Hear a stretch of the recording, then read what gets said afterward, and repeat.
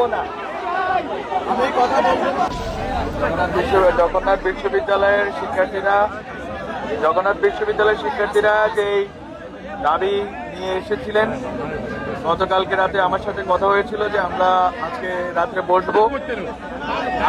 আরেকটা কথা হয়েছিল যে আগামীকালকে শিক্ষা উপদেষ্টার সাথে কথা হবে।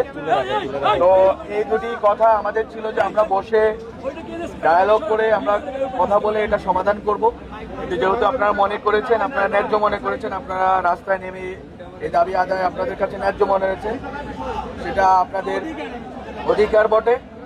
এখন আমাদের বক্তব্য হচ্ছে, আজকে যেভাবে আন্দোলনে, প্রথম কথা আমি যেটা বলতে চাই, আজকে যেভাবে আন্দোলনে পুলিশের কিছু সদস্য হয়তো আপনার উস্কানি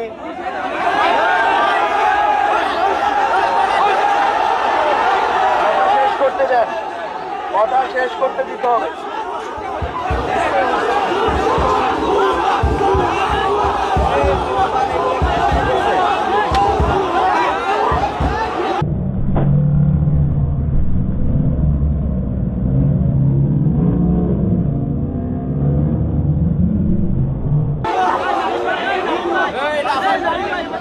আমি কথা বলবো না, আমি কথা বলবো না।